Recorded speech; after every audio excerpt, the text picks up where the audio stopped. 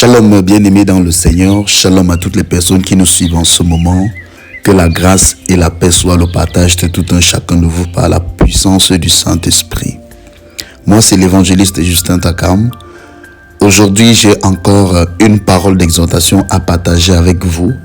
Aujourd'hui, je vais parler de l'amour de Dieu.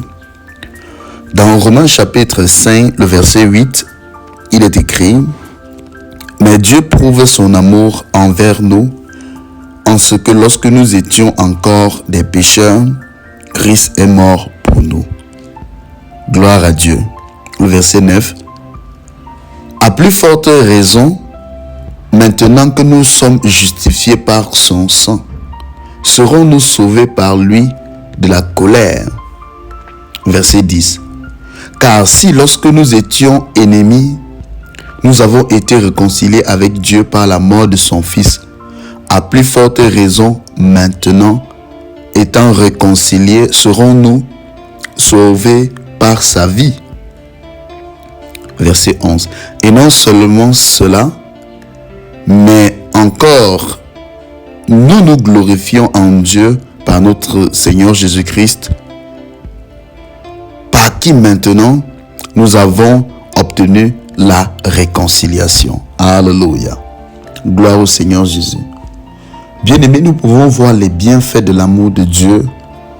L'amour de Dieu étant manifesté en Jésus-Christ, lui qui est le Fils unique de Dieu, selon Jean chapitre 3, le verset 16, qui dit: Dieu a tant aimé le monde et qu'il a envoyé son Fils unique, afin que quiconque croit en lui ne périsse point, mais qu'il ait la vie éternelle.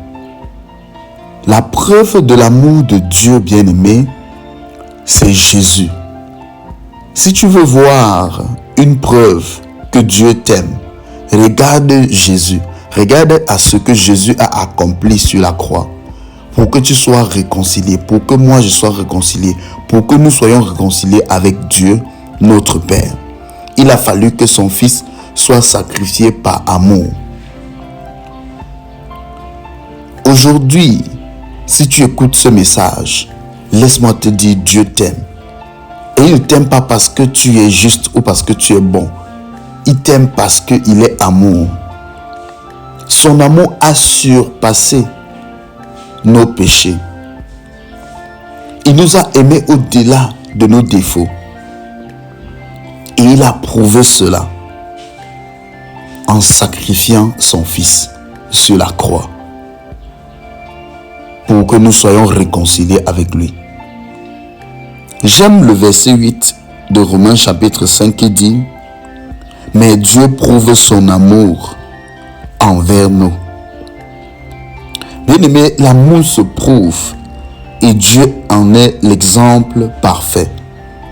Il nous a prouvé qu'il nous aime.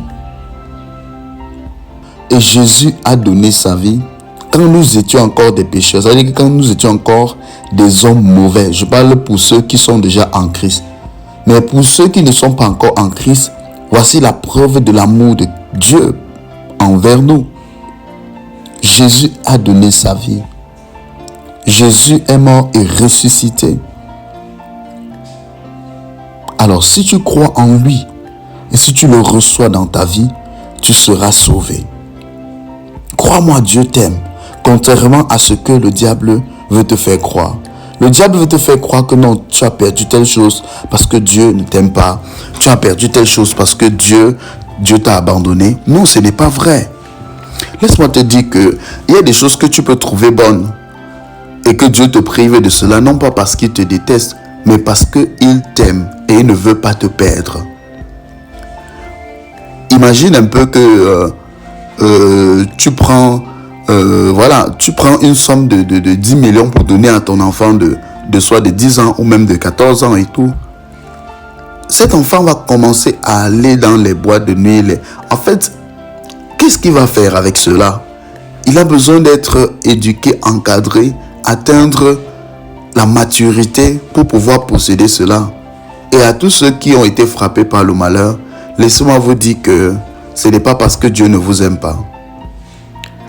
Dieu, lui, il a un plan merveilleux pour les hommes et pour l'humanité. Et son plan, ce n'est pas que nous restions et que nous demeurons dans ce monde. Son plan, c'est que nous soyons sauvés pour l'éternité.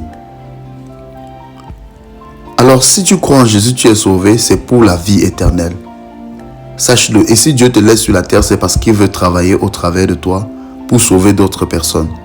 Que Dieu te bénisse abondamment, toi qui as suivi cette parole d'exhortation, et merci de t'abonner et de partager. Au nom de Jésus-Christ. À très bientôt pour une nouvelle parole d'exhortation. Shalom.